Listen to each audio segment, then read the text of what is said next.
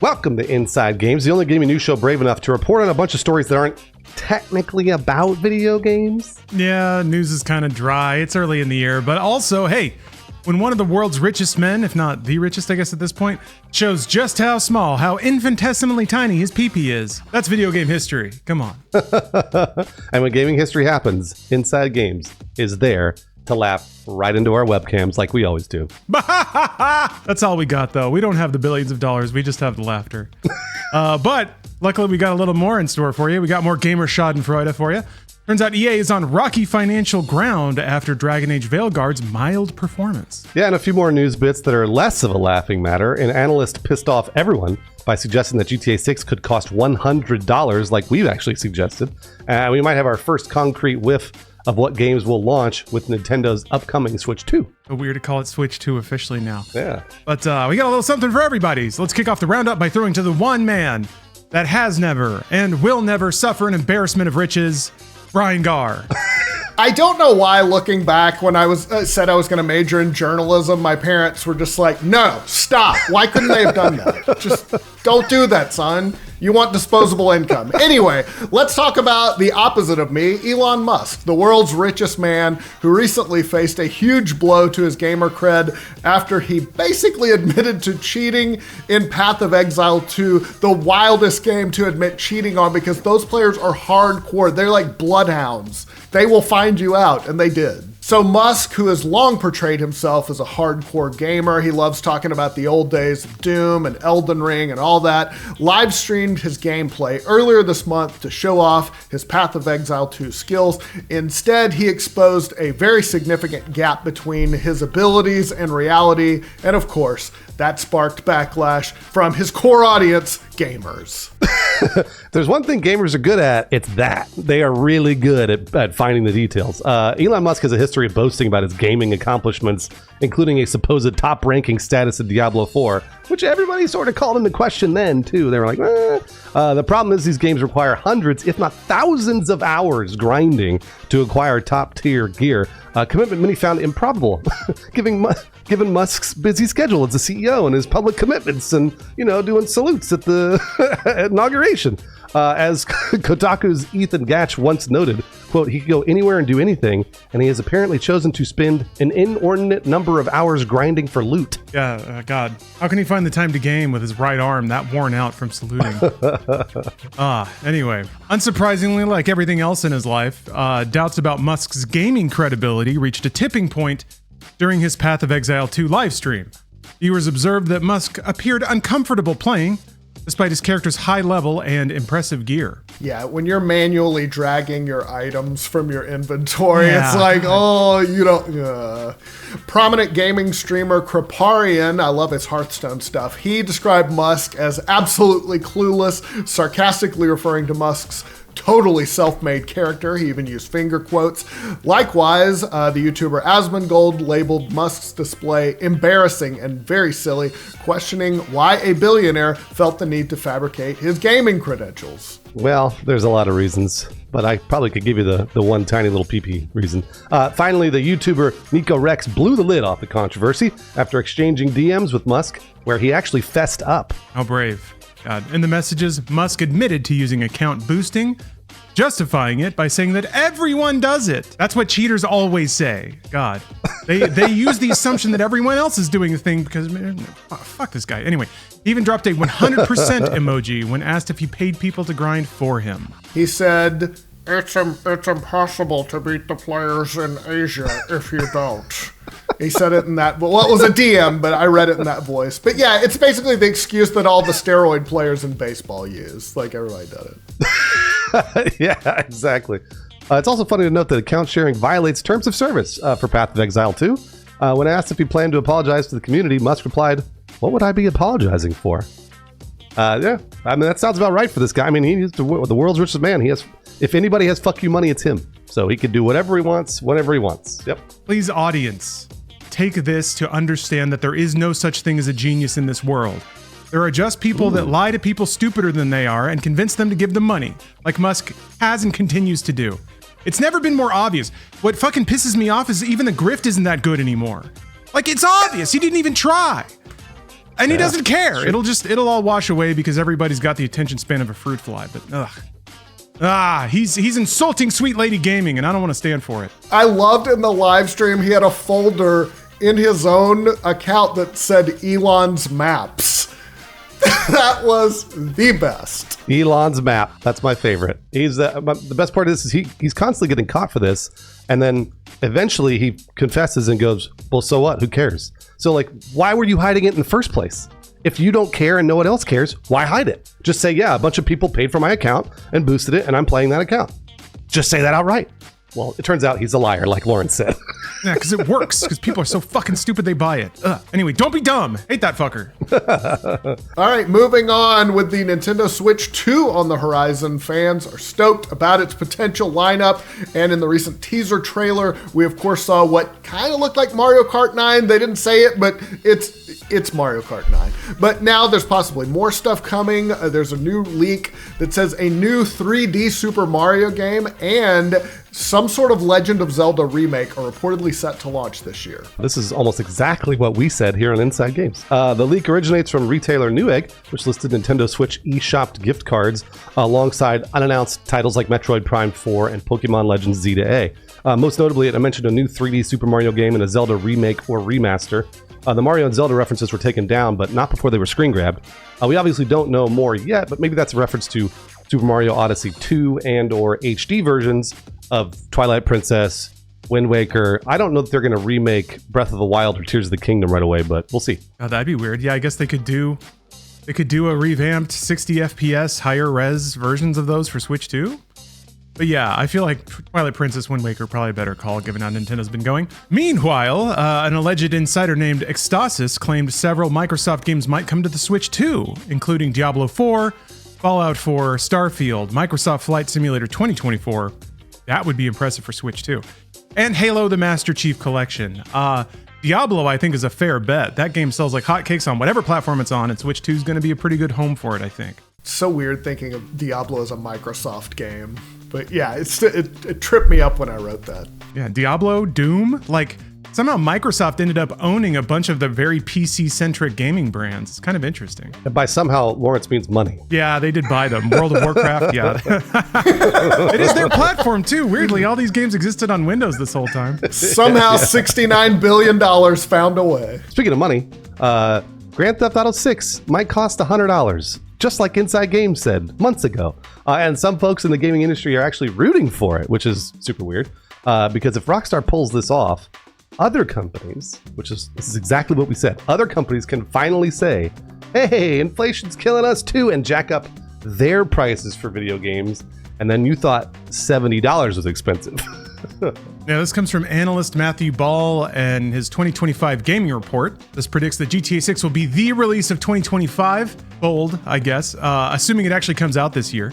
The report suggests that the gaming industry is, air quotes, hopeful. Take-Two will capitalize on the massive hype surrounding GTA 6 to raise the game's default retail price to $100 US.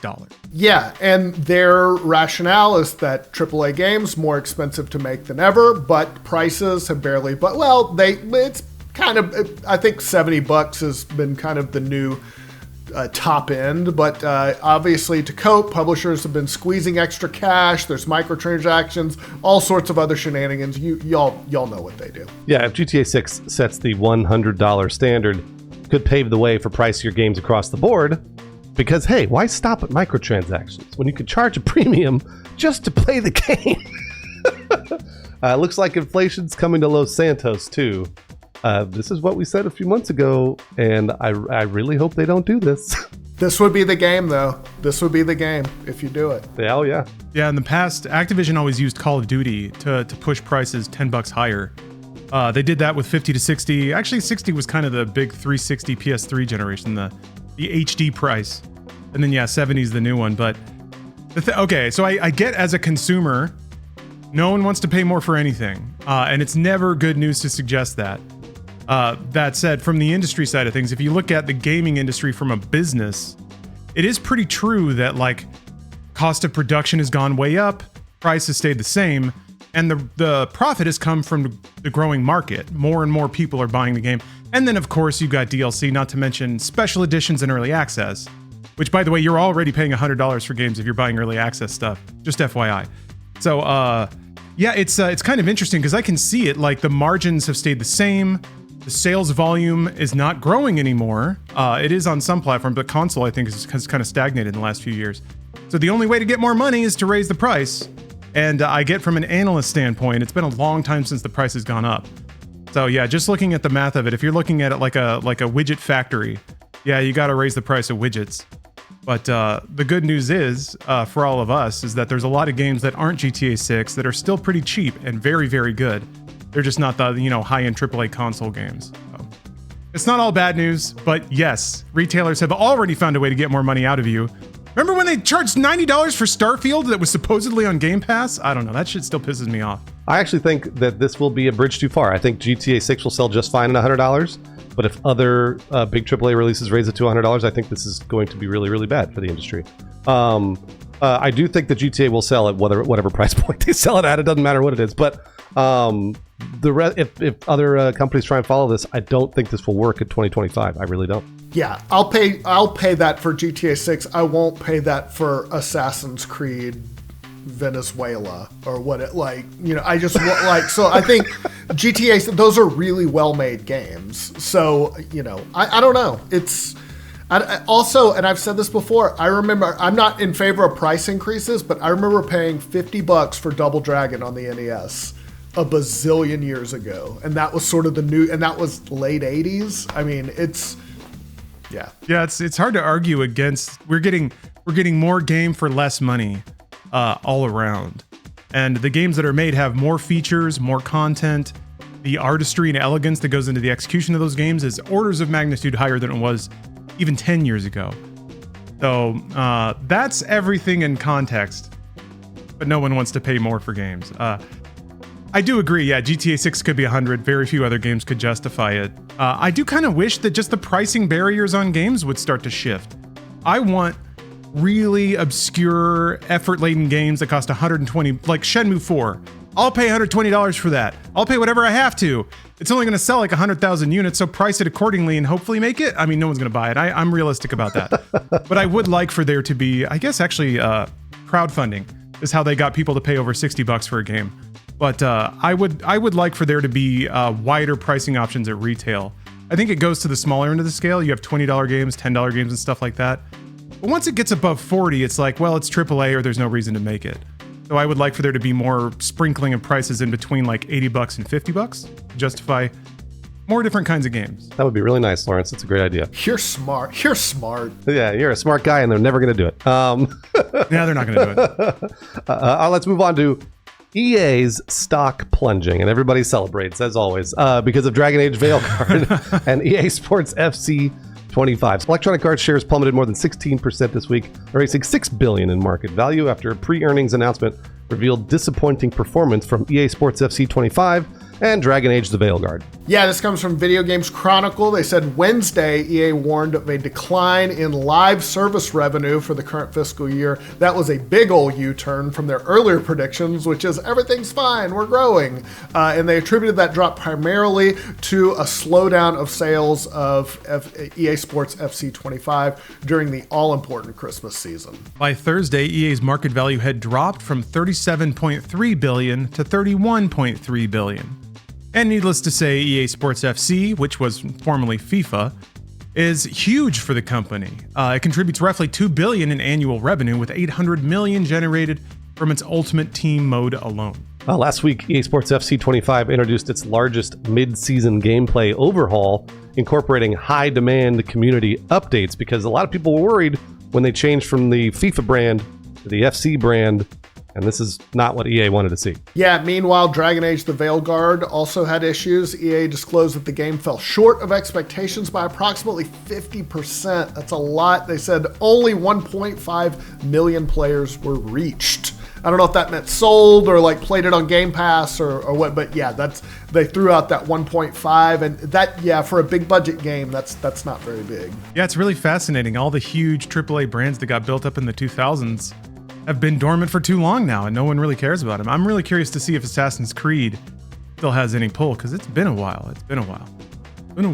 Anyway, earlier this month, Dragon Age Veilguard's director, Corin Bush, announced her departure from BioWare for an opportunity she described as impossible to turn down.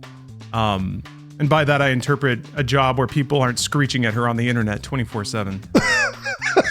It was impossible to turn down getting the hell out of BioWare. The exit door was unlocked, so I'm gone. Yeah.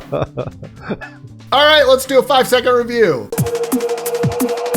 All right, Just Dance 2025. Played it with my 6-year-old over the holidays, and here's my review. I know none of the songs. None. Felt a million years old. They hurt my ears. Just clicks and high-pitched squealing. This is music nowadays? Ah. Is that girl Japanese? All right, let's move on to the upcoming games for this week. Up first, Eternal Strands. Fight epic towering creatures while blending magical abilities with an arsenal of powerful weapons to keep the world from crumbling in this third-person action-adventure game. Play as Bryn, a young but fearless weaver, determined to recover her people's cultural home in the debut fantasy action-adventure title from Yellow Brick Games, a new independent studio founded by industry veterans. Comes to PC, PS5, and Xbox Series X January 28th. I think that's coming to Game Pass, too. I wonder if we should list that. That might seem too much like an ad. I don't know. I'm thinking out loud. Next up, Marvel's Spider-Man 2. Be greater, period. Together, period. The incredible power of the symbiote forces Peter Parker and Miles Morales into a desperate fight as they balance their lives, friendship, and their duty to protect in an exciting chapter of the critically acclaimed Spider-Man franchise on PC. Spider-Man 2 comes to PC on January 30th. Next up, Sniper Elite Resistance. Guys, do you like unparalleled sniping mechanics? Because boy howdy, this has got them. And stealth and tactical third-person combat. Sniper Elite Resistance turns the attention of the award-winning series towards a hidden war, far from the front lines, deep within the heart of occupied France. Comes to PC, PS4, PS5, Xbox One, and Xbox Series X, January 30th. And also comes directly to a Nazi's balls. January 30th. Hell yeah. And finally, Citizen Sleeper 2, Starward Vector, a dice-driven RPG in a human and heartfelt sci-fi world. You're an escaped android with a malfunctioning body, a price on your head, and no memory of your past. Get a ship, find a crew, and take on contracts while you navigate across the Starward Belt. Comes to PC, PS5, Switch, and Xbox Series X, January 31st. I think that's also coming to Game Pass. Or hashtag ad, whatever. We're not getting paid, but yeah. People really like Citizen Sleeper, so I just thought I'd shout it out. And speaking of shout outs, we'd like to thank some patrons that support the show here, keep us afloat, and reporting the news with our usual brand of whimsy and hard-hitting facts. I've got some patrons here that, unlike a particular someone, would never cheat pointlessly at a cooperative game. God damn it. Redden 003, Alex Stone, John Warden Gallardi, Zach DeHack, Blunt Smoking Anus Destroyer, Monkey Butlers, Talia Monochrome, and Daniel Higgins. Thank you very, very much. Conversely, I have some patrons who've actually been paying for account boosting for years and years and years, and it's working wonderfully for them. Baku Bomb, Evan S. Compton, Jonathan Lanowski, Nick Calderon, Brown Sugar, Dylan Hiley, and Tito 007. Way to cheat. Who cares? Yeah, who cares?